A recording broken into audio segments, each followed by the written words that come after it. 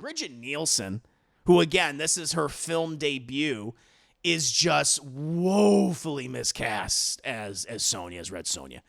She might look the part, kind of, tall, striking features, right? But her delivery throughout the entirety of the film is just so wooden. And her presence just lacks the fierce charisma of a barbarian warrior that the role just essentially demands. It's needed.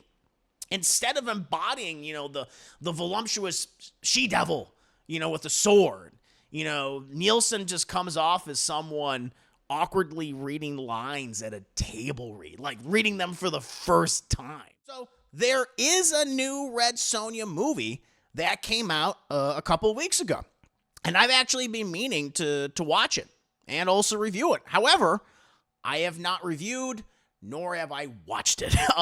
And the reason is I got pretty sick a couple of weeks ago, a couple of weeks back, and I've just been really busy working on getting some other stuff up on my channels, getting my other YouTube channels up and running again, and thankfully I've been making a lot of progress there, which has been really nice.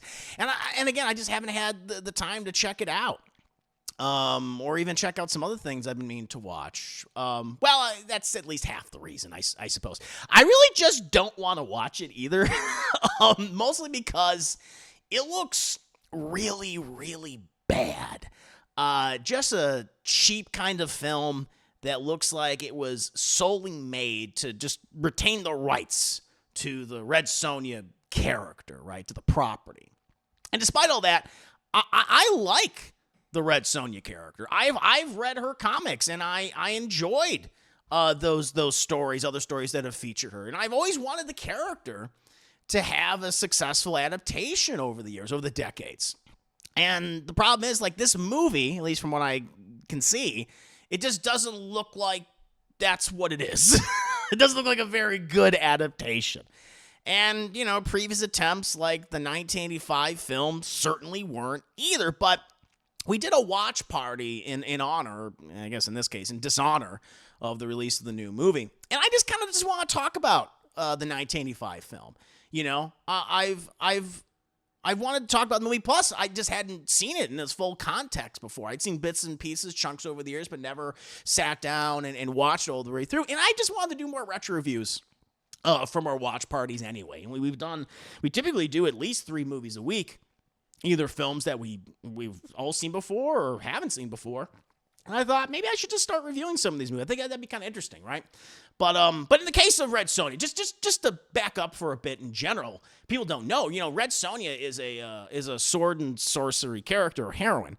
Originally created by writer Roy Thomas and artist Barry Windsor Smith for Marvel Comics back in the early 1970s, 1973, I believe, and debuted in the Conan the Barbarian comics. She was actually inspired by Conan the Barbarian creator Robert E. Howard, who I'm a big fan of. Now, she was very different. She was a pulp character named Red Sonja of Rogatino from the 1930s, from this story called The Shadow of the Vulture. Now, in that story, very different. Red Sonja was this gunslinging warrior woman, this Polish-Ukrainian who had a grudge against the Ottoman Empire. But Thomas, in the case of Thomas, he reimagined her as a warrior, a sword and sorcery character in Howard's Hyborian Age, which is the setting of a lot of Howard's stories of Conan the Barbarian, making her essentially a counterpart to Conan the Barbarian. And her origin story just established that she was granted these exceptional fighting skills by a goddess after her family was horrifically slaughtered. And she had all these powers as the condition that no man could bed her unless they bested her in combat, fair combat, that is. You can't be tricking her, can't be, manipulating her or anything like that. And, she was essentially just known as the she-devil with a sword, and she became like a fan favorite in the 1970s, starring in her own Marvel series throughout the 1970s. And eventually, after the Marvel rights lapsed, Red Sonja was revived thanks to Dynamite Entertainment, I think in the mid-2000s, who modernized and expanded her mythology while also maintaining, many aspects of her character, her iconic look, her curves, her voluptuousness, her fierce independence, right? Her skill as a warrior, like all that was still on display and still part of her character. And just, over the decades, she's appeared in countless comics, in novels, in video games, in films, becoming, one of the most, I would argue, recognizable female figures in sword and sorcery in general, in the genre. And of course, she received a film adaptation in 1985 because of her popularity. And that was like sort of adjacent to the Conan the Barbarian film series. But it also capitalized on the sword and sorcery films that had a resurgence of popularity in the 1980s. And in terms of the plot of the movie, behind the scenes how it started, like Red Sonja was directed by Richard Fleischer, who directed other big movies for decades. Things like 20,000 Leagues Under the Sea, did that adaptation. He's director of Soylent Green. A number of popular like war movies like Tora, stuff like that. And also Conan the Destroyer, the disappointing follow-up to Conan the Barbarian. Conan the Barbarian, which is one of my favorite movies of all time. I love that film. Recently rewatched, it was like, yep, this still holds up. Looks great. It's what made Arnold Schwarzenegger a superstar.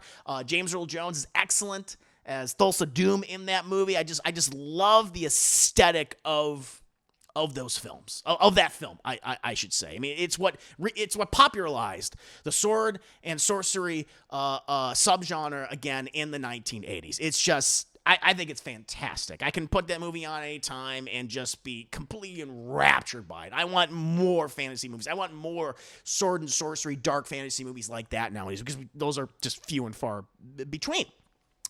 And I'm just guessing, Conan the Destroyer is what got Fleischer this film, sadly.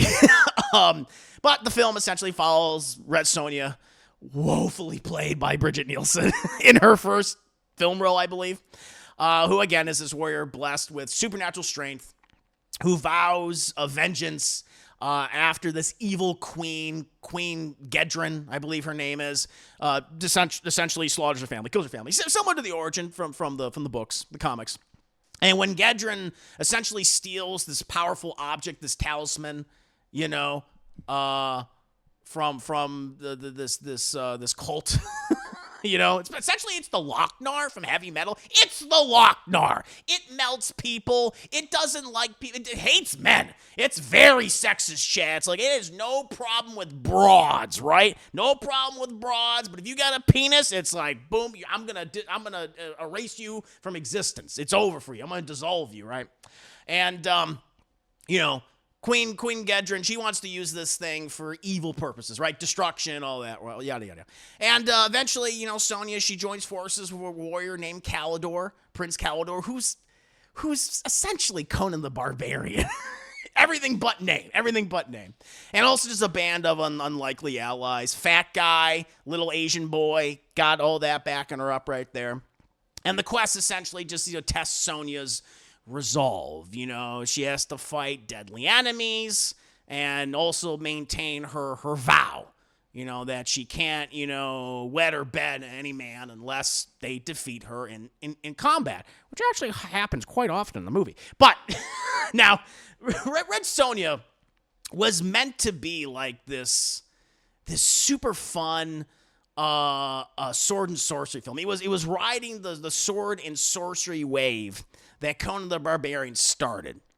But what arrives on screen, what we see in the movie, is more of a limp afterthought. It's the refuse of the genre than standing up by itself as this mighty sword and sorcery adventure film, in my opinion.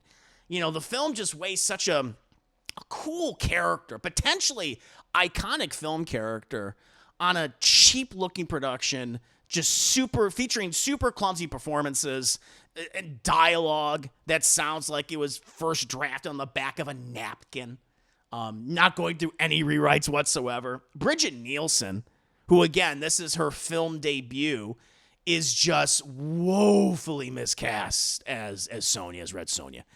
She might look the part, kind of, tall, striking features, right?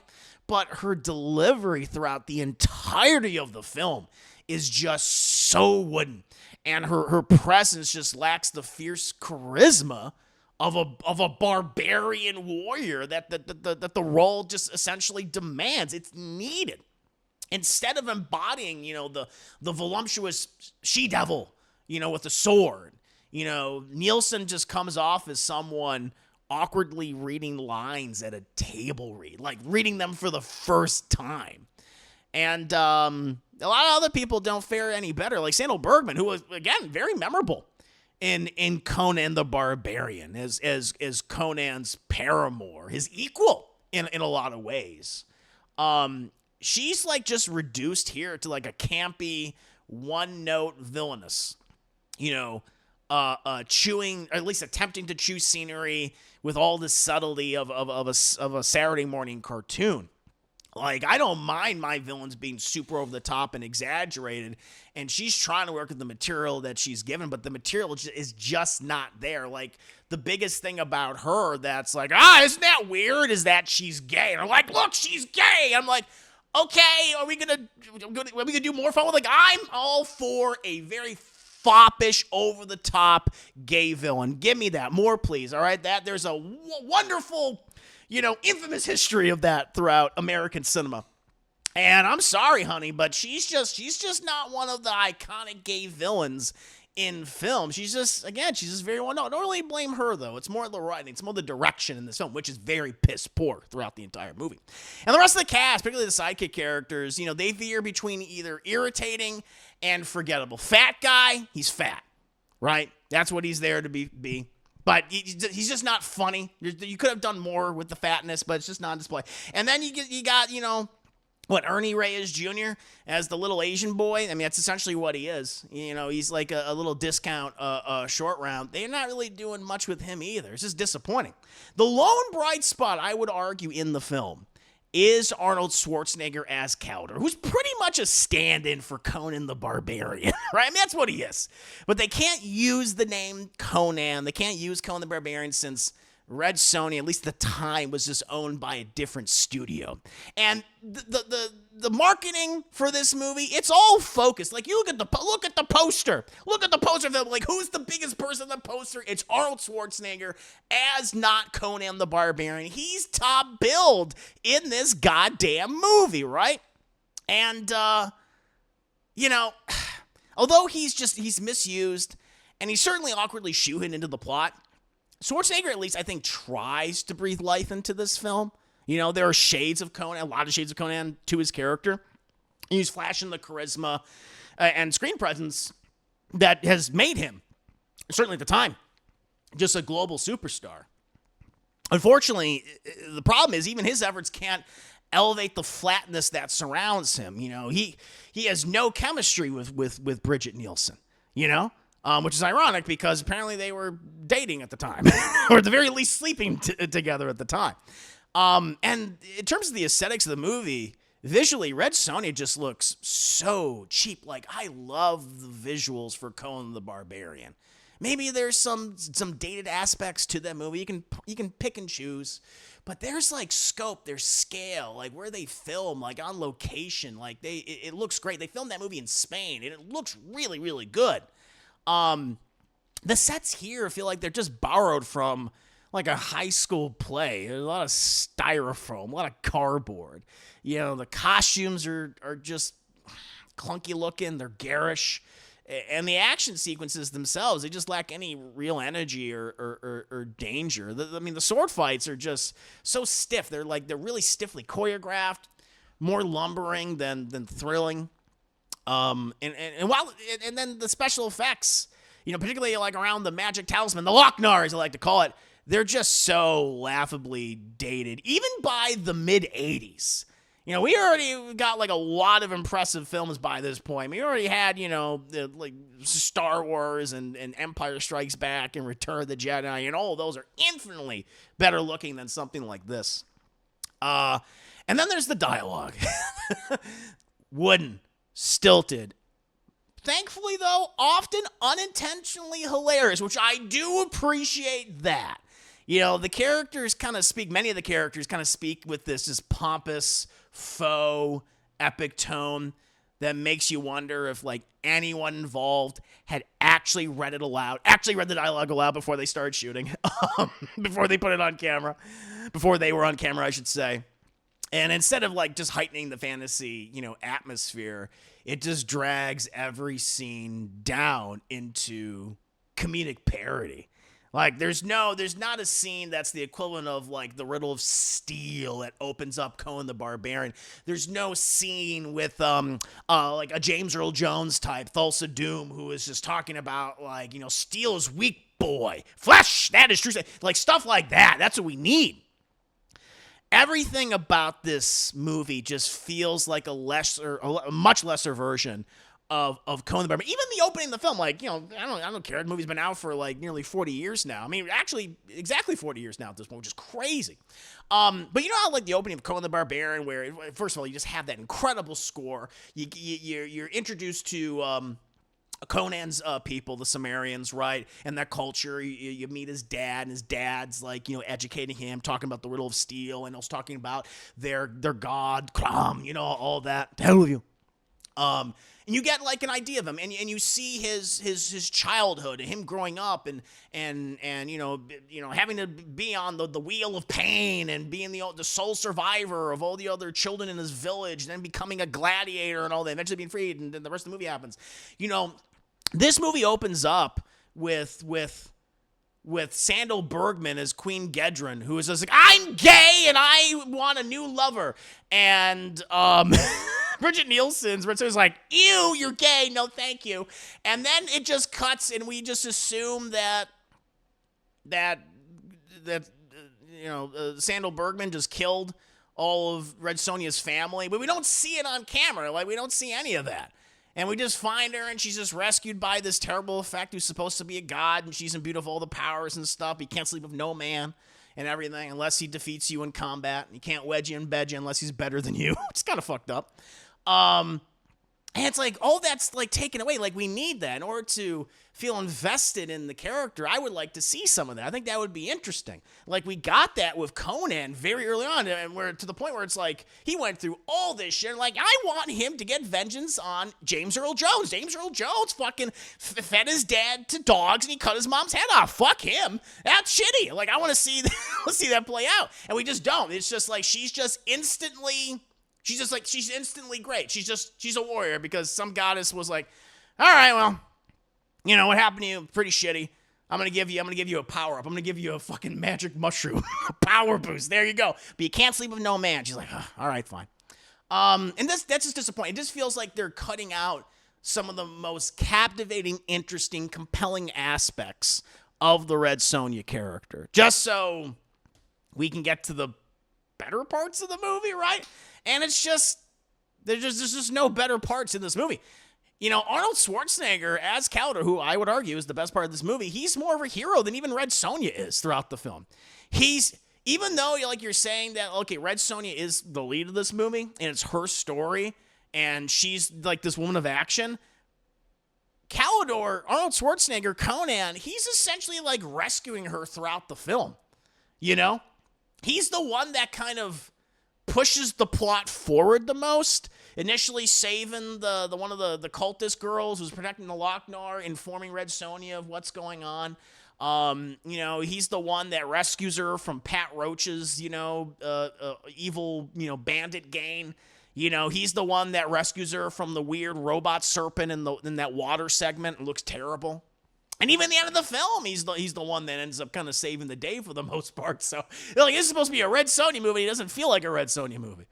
And I think the reason as to why is, one, because Brigitte Nielsen she just doesn't have the acting chops for this character, although, again, the material doesn't serve her very well.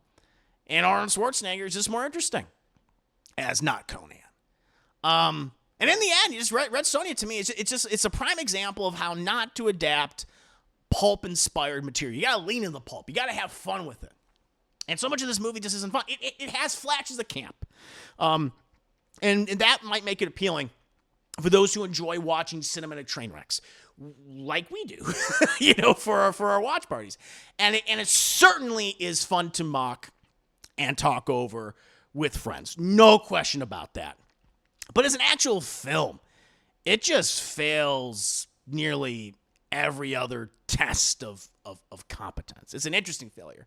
And a lot of people would say it's one of the major movies that kind of spelled the death of the resurgence of the sword and sorcery subgenre in the 1980s. Certainly it's not one of the better ones. It's just too bad, because I feel like I so want this movie to be good, and I would love to see this and just the return of this subgenre, this sword and sorcery dark fantasy subgenre that has like these aesthetics that just really appeal to me personally.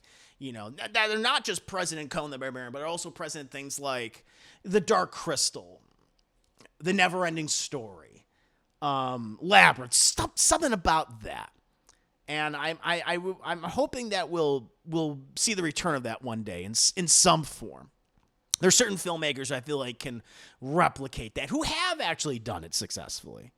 Someone like a Genndy Tartakovsky, you know, in terms of animation, in shows like Samurai Jack, for instance, or even Primal, where he's such a big Conan the Barbarian fan that's present in a lot of his works.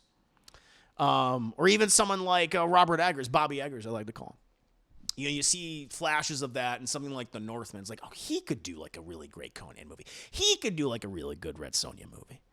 And I just feel like we haven't gotten a good Red Sonja movie. And I don't feel like the new movie, the 2025 film, which despite this review, delivers that. But I don't know. I haven't seen it yet. I should be fair. And maybe eventually I will watch it, even though I really don't really want to. But we'll see. But overall, the 1985 film, not good. Fun to laugh at, fun to mock, certainly with friends, no question about that. We certainly did that a week ago, but it is a rough film, and it's sad because the Red Sonja character and many of the characters of the Hyborian age, they certainly deserve better.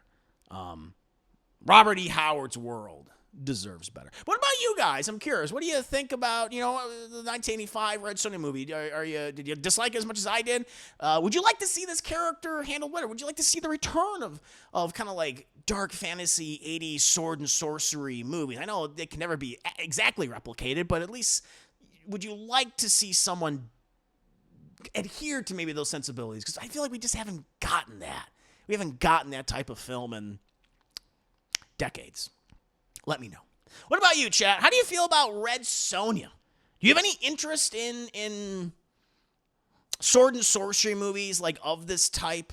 Or I should say of like Conan the Barbarian kind of making a return one day, And what about the 2025 film? Has anyone seen it? 5 minutes later. Edgy Berserker, Kevin! Witness, thank you for the raid, Edgy. Appreciate that. How you doing? I was just doing a fun little retro review.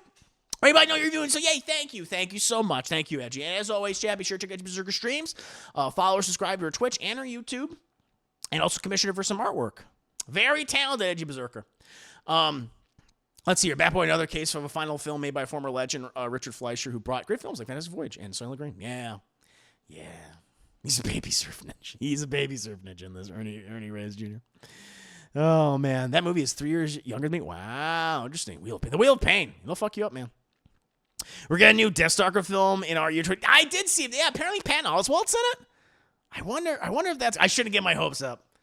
Because Deathstalker came about because of Conan the Barbarian. Again, there were so many sword and sorcery movies being made because of the popularity of the first Conan the Barbarian film. And, there's a lot of, just obvious knockoffs, some fun knockoffs, no doubt about that, which we watched, the Barbarian Brothers, or The Barbarians, Walrus Noises, which is a very fun film, which I would argue... Now, listen, not a perfect movie by any stretch of the imagination, but I feel like that movie is better than Red Sonja because at least, despite the problems that the film has, it knows what it is and leans in the camp and the ridiculousness, and I appreciate that.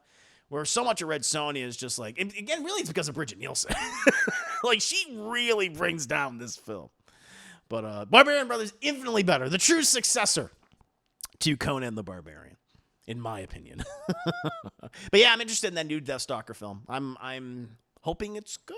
I'm hoping. How many times am I gonna cross my fingers? We'll see. But yeah, Chad, I just want to talk about this movie. I think it'd be fun. I should do more of these kind of like retro reviews, especially for stuff if I haven't like watched a new release recently. We do all these watch parties. So I was like, yeah, let me just go ahead and review these movies. I just figured it'd be kind of fun. Plus, I can probably go back and review some of the other recent stuff that we've seen. Like I want to, because I've had some other movies on my mind, like Jinro, The Wolf Brigade. I think I want to talk about this movie. I'll get into some more depth with it. I think that'd become kind of interesting. So yeah. We'll see. Might be a regular segment. I'm thinking like after we do the watch party for Toxic Avenger, I might review that tomorrow before I go ahead and review the 2025 film or 2023 film. So, yeah.